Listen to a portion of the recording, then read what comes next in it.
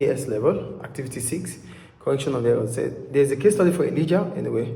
So Elijah prepares the trial balance. The case study is there for students to read. They said we should show the suspect's account as it would appear after the correction. So the first situation is this. They said 2 payments of £90 each have been made by Thomas, but only one has been entered in the trade payables account. So that means we need to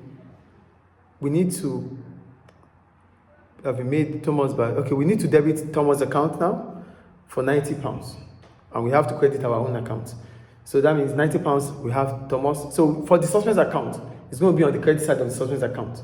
So because we are told to prepare a suspect's account, so preparing a suspect's account for Elijah, so the suspect's account will contain a credit entry for Thomas, who is a trade payable, for £90.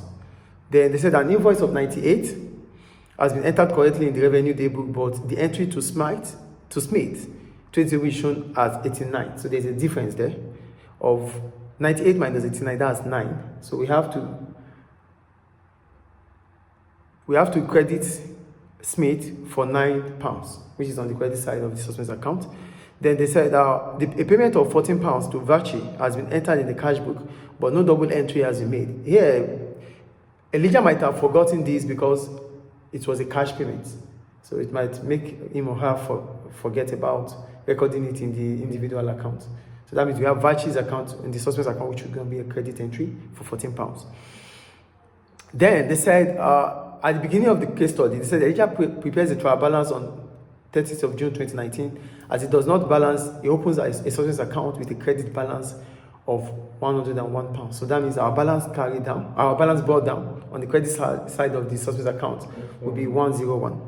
So then we have a return inward day book has been overcasted by £200. So there's an overcast on the return day book. So we have to debit our suspect's account for that amount of £200. Then a credit note of £14 received from High Life has been entered twice in their account. So that means we have to take it away. So that means, because if it is a credit note, it means you are confirming that that amount has been taken away from the supplier or from the credit customer. So that means you have to debit now the suspect's account to erase the extra £14. So this is how the account will be prepared. This is the suspect's account for question 6.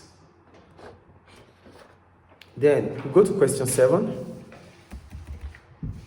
For question 7, they say Roger extracts a list of balances and presents the following trial balance. So there's a trial balance for question 7. So there's additional information above it. They said the following errors and omissions were subsequently discovered. A credit balance of £48 in the trade payables ledger had been omitted from the trial balance. So because it has been omitted, we don't have to prepare a journal for that.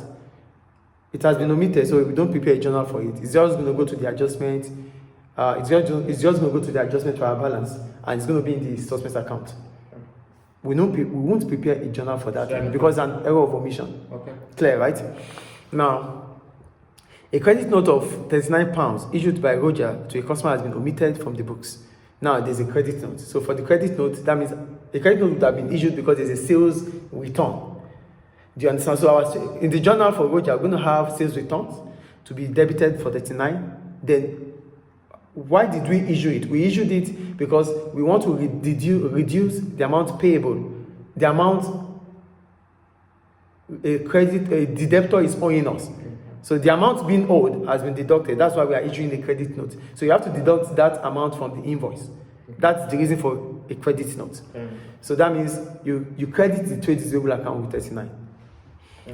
Then on the third transaction now, we have sales invoice for £450 entered in the revenue day book had not been entered to a customer personal account. So we have to debit trade receivable account and credit suspect's account because it's in the suspense already. So trade receivable account will have the 450. That's the individual account which has not been debited. So now we debit it. Then the suspect's account will have a credit entry for 450. So we are taking those amounts from the suspect's account.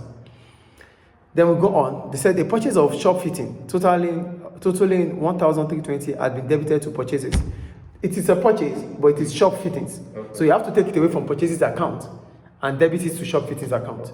So shop fittings account will have a debit entry, and purchases account will have a credit entry, because for that credit entry for purchase, for that debit entry for purchases, there must be a corresponding credit entry for purchases. I think that is clear. So now we have recorded it where we are supposed to record these shop fittings. Then the revenue day book was undercast by £300 in March 2019. So our revenue account will have a credit entry in the journal because it's an undercast account. Then the suspect account will have a debit entry. Now we are putting it back to the suspect account because we have taken it away from the suspect account. Now we are returning it back to the suspect account. Then we have to prepare our suspect account.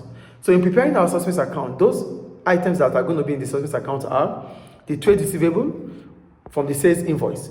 The trade receivable from the sales invoice, 450. Then we have the 48.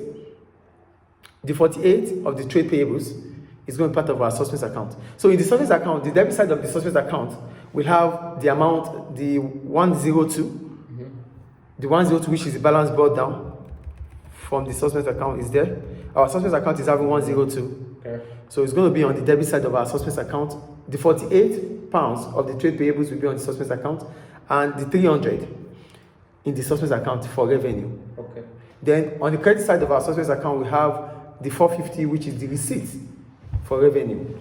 So now our suspect account will be balanced because 102 plus 48, which is the trade payable, with 300 makes the value of trade receivable to be 450.